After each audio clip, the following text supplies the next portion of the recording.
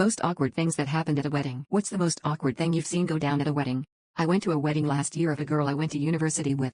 She's super Christian, which is not a bad thing, but it's important to this story. The bride was 24, the groom was 41. Big age gap, but mentally, the groom was like 19. They had known each other for about a year at this point, got engaged after 4 months of dating, and said they would get married the following year in November. They got married in December of the same year they met, after about a year of knowing each other. The bride comes from a Christian household, the groom is Asian, originally from Malaysia. The family is also super conservative and Christian. The groom's debt is loaded, with SCRW amounts of money. He is a solitaire member on Singapore Airlines and has houses across Asia and Oceania. He doesn't live anywhere for more than 185 days to avoid paying taxes. Super Christian, but has no problems dodging taxes. Anyway, the wedding comes around. It's a super nice, super expensive wedding. Myself and my girlfriend are the only attendees who aren't family or church members from the couple's churches. There's a bar at the wedding, however, if you want any alcohol, you have to pay for it yourself because alcohol is a sin or something like that. Speaking to the bride before the wedding, she voiced her concerns about this guy before and how she isn't sure if she loves him, but she can learn to love him. She told me at the wedding that it was the groom's mother's wish for her son to get married before she passed away. After the ceremony, the parents of the bride and groom both give speeches saying how happy they are, how happy the late mother would be for her son to be getting married, and how they're looking forward to getting grandchildren soon. They quoted some Bible passage saying to go forth and prosper and be fruitful or something. The groom's best man gave a speech basically saying how he hopes the bride isn't barren for the groom's or groom's late mother's sake. Good times. Now that they're married for a year, they bought an apartment in a building that still needs to be built, as in the building company needs to sell X amount of apartments before they commence building. They signed a contract to buy a one-bedroom place for $350,000 in a suburb or satellite CBD. Housing prices have fallen about 10% since they signed that contract. The father of the groom gave them some cash to open a cafe. It's in the CBD but not in a part that receives a lot of foot traffic, so the rent is high, but they don't receive a lot of patrons. They also leave it to other people to operate it and swing past occasionally. I've never once seen either of them there. I sent the bride a text asking what days she or he works. They go in maybe once a week. The bride has decided to give up getting a job in the field we studied for in favor of spending more time at home getting to know her husband. She's becoming increasingly difficult to hang out with. If we want to go for brunch, she feels obligated to bring her husband and gets annoyed if she sees any friends, male or female, without him. He made a bad joke that I'm trying to cut his grass in front of my girlfriend. I asked her if married life is anything like she imagined. She said it's more boring. When I asked what living with her husband was like, she said he's like a child. She does all his cooking, cleaning, washing the clothes, and general running of the household. Story 2. When one of my uncles got married, late at night the evening before the wedding, he got a phone call from his aunt, my great-aunt. She and her husband had missed their flight, she said, and the airline couldn't get them another one in time to make the wedding. She was sorry and wished him the best of luck and all the love in the world. It wasn't until later we learned the truth. She had cancer and was fading fast. She had already outlived the doctor's expectations by over a year, and she was doing well enough that all her doctors had cleared her for this trip. But somehow she knew in her gut that she wouldn't make it through the weekend. She didn't want to pass away at the wedding and ruin that special day or the new couple's honeymoon, so she wrote and mailed a letter. It got there before the couple returned, but was, of course, unopened. Her husband and her sister-in-law, her best friend, knew the truth but had promised and fulfilled their promise to keep it a secret for a while. R.I.P. Aunt. Damn. Story 3. This was the first wedding I went to, and wow, what a strange wedding to start with. It was a beautiful wedding by the water at sunset. For context, the bride's family and friends are very religious, and the groom's family is the exact opposite. Granted, there were some people who were religious on the groom's side. Anyways, when the pastor or priest starts speaking, he first starts saying it's the wife's duty to do everything for her husband, he will own you now. He goes on about this for a good 5 minutes in detail and even mentions her intimate duties to her husband. Now I'm seated on the groom's side, and you hear whispers of outrage and general shock. Even one of my childhood friends' moms, who's normally quiet, was like, what the heck is this crap? You can see the groom's face also questioning life, like he was astonished these words were coming out. The bride had the same expression of an awkward what the heck is going on? On the other side of the aisle, no one seemed fazed at all, and the priest goes on saying very cynical stuff until it's time. The groom and bride are asked the question, will you take, name, till rapture do you part? You start hearing everyone in our section echoing the word rapture, confused as HLL. A couple of people were full on saying, did he just say rapture? Out loud, and every time the word rapture was said, it just got louder and louder.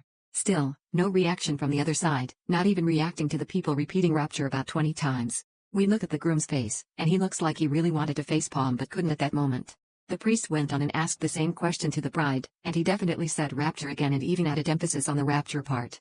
Right after that, they walked off to the reception area next door, and I saw them immediately grab a BRR each and chug it. They dropped by our table later on, and they were pretty much CRP talking the speech to us while they enjoyed another cold BRR. I guess their marriage will last longer than the passing rapture. Sometimes I wish other weddings were this crazy or entertaining. Or not. I have no idea what denomination they're part of. Bonus story, the second wedding I went to, I broke up a fight between two cousins, and then an hour later, one cousin tried to fight a friend of the bride, and I broke the fight up too so he wouldn't get charges. Story 4, it was pre-wedding awkwardness. My best friend from childhood was the oldest of 5. Although we all have moved to different cities, we often get together at her parents' house for a campfire or barbecue, and we visit family for holidays. The sister closest in age to her was getting married that spring. She wanted to pay for the wedding without the help of either parent, so it was small, a potluck, and held in a state park. I understood when I didn't get an invite, although I'd known her all her life and we'd been neighbors. In college, I had primarily been her sister's friend. Her groom-to-be, however, did not know this. I was excited to meet him, and as we shook hands, he said, "It's great to meet you. Can't wait to see you at our wedding." There were 3 seconds of awkward silence, and I watched his fiancée make uh-oh faces behind him. I finally said something like, "Thanks, man, and congratulations. I actually am not on your guest list, but I understand it's a small wedding. I wish you 2 the best, and I'm sure I'll see you again at one of these get-togethers." He was horrified and felt terrible. After apologizing repeatedly to me, the 2 of them went inside where I'm guessing he asked for more info on who would be at their wedding and who didn't make the cut. About 6 weeks later, I got a message saying that someone had responded no, and they now had an invite for me and would love for me to attend. Although that barbecue or campfire was awkward as hell, the wedding was awesome, and I'm really glad I was there. Maybe the best wedding I've been to. Totally worth it, dog. I wouldn't even go, I'm just that petty. Story 5, my own recent wedding. I have a strained relationship with my mother, caused in part by the fact that she decided I was into girls when I was 10 years old and pestered me for years in an attempt to get me to come out to her. I finally outed myself as bi at 15, and she threw a screaming fit over it. When I started college, she became paranoid that I was going to sleep with a woman and turn queer forever. When I got my first boyfriend, she crowed that he'd fix me, and I had to explain patiently that sleeping with one person of the opposite gender was not going to turn me straight, just like sleeping with a woman wasn't going to make me want to be with the same gender. I had a female roommate in college, as you do when you're a girl, and we got along so well we continued to live together after leaving the dorm, graduating, etc. When she couldn't go home for the holidays one year, I, of course, invited her to my family's Thanksgiving and Christmas. My mom was absolutely convinced that I was secretly getting with my roommate. Convinced, even when my 100% straight roommate had a boyfriend. She was pretty sure I was getting with both of them. So went on the entire 5 years I lived with this roommate and continued even after we moved to separate apartments. It only stopped when she finally moved out of state. I got married earlier this year to a dude, and of course, my old roommate was invited as one of my closest friends. Being the gracious soul she is, she decided to speak to my mom and to introduce her fiancé to my family as well. She walked up to my mom, said hello, and my mom completely blanked her. My roommate hasn't changed a whit in the 6 years we've lived apart, same style, hair color, cut, etc. She looks exactly the same, but after all those years of my mom stalking every photo of us together searching for clues that we were secretly getting together, she no longer even recognized the woman I lived with for over half a decade. Story 6, one of my closest friends got married a few months ago. I've had asthma since birth, which is mostly under control, and I'm used to it. Nevertheless, there are days that are way worse than normal days with this illness. If the weather is changing quickly from hot to cold or rainy, I struggle with it. His wedding was in the morning at 30 degrees Celsius. The celebration started at 5 p.m. at 13 degrees Celsius, so we had this massive temperature drop, and it went from sunny to rainy. I still went to the celebration and had a few drinks with my friends but already had a very hard time getting enough oxygen in my system. That's something you feel especially when you've had asthma your whole life. So I sat down and tried to catch my breath, which didn't help at all. For 2 hours, I sat there struggling to breathe, but I didn't want to crash the party, so I called a close person to come up there and drive me to the hospital. Another 30 minutes passed, and I nearly passed out in the parking lot, fighting for every breath. People came up and asked me what's up, but I wasn't able to speak, just giving them thumbs up. 2 hours later, I woke up in intensive care in the hospital. It was pretty awkward to apologize to them afterwards. Luckily, it didn't affect the party.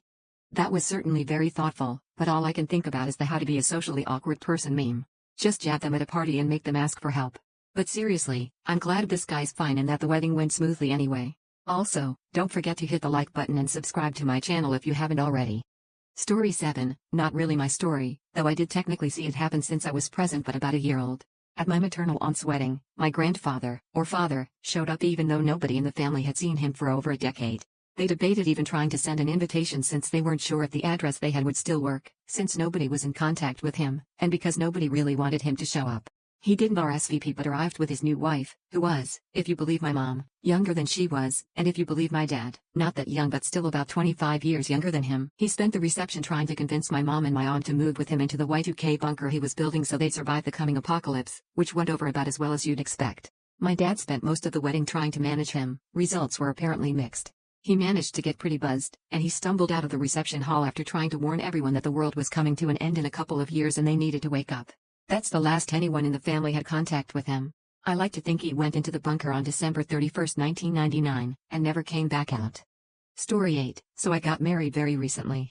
Now, my husband is a good bit older than me, 15 years, and this is his second marriage, my first. As it was his second, there was a bunch of CRP.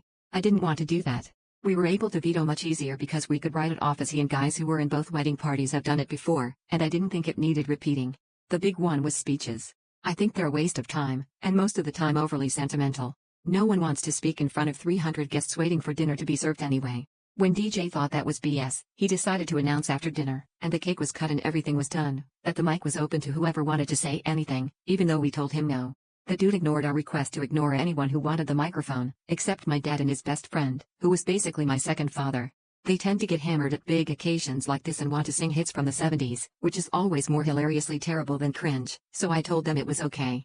They sang a hilariously warbled version of Amy at my sister's wedding around 11 p.m. when everyone was wasted because her name was Amy. Stuff like that. This resulted in a bunch of freaking randoms we don't even really know and invited because my Midwestern politeness made me talk about us, which was really talking about themselves. This included my cousin's Paul Ryan-like husband, who I've met a total of 2 times and my husband can't freaking stand, talking about how it's so hard to be married with an age gap and we have to be prepared since he knows firsthand. He's been married to my cousin for 8 months and he's 3 years younger than her, especially when it comes to Jewish women with morals like mine aka a big old lefty because we're known to be difficult and unrestrained. One of his co-workers talked about how impressive her kid's wedding was over ours. Thankfully, I was buzzed. Geez, sounds like a party story. Now in context, this was at an otherwise reasonably classy wedding, not over the top and not super rich, but definitely not hick or country, etc. Most attendees at the wedding were solidly upper middle class. Also, while the wedding couple were in their mid to late 20s, the families attending the wedding included even a few dozen children.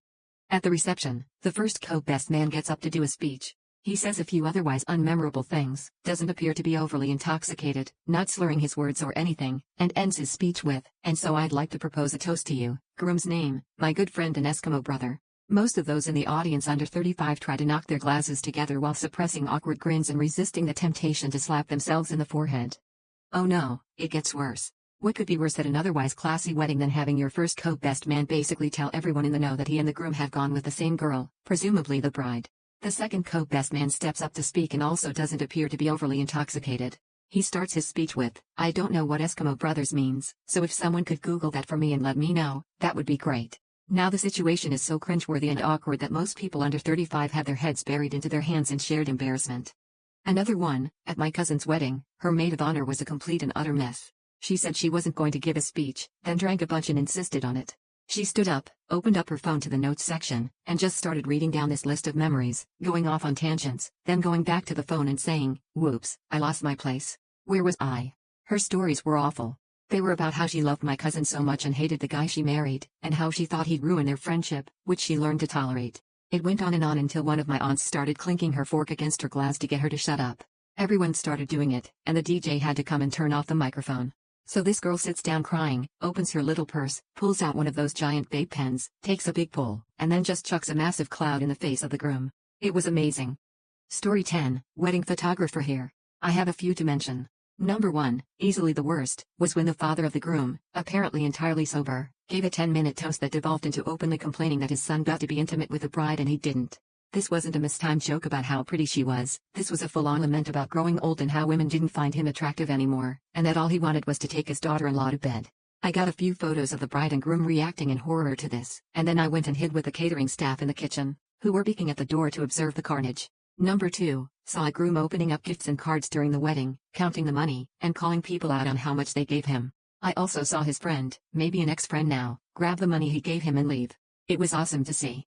Number 3, at a friend's wedding, in the middle of the vows, when they reached the through sickness and health section, the pastor started going off on his life story. He had 3 wives, and they all passed away horribly, so it's important to really mean the through sickness bit. At the end of the wedding, before he announced them as a couple, he asked his 4th wife to stand up.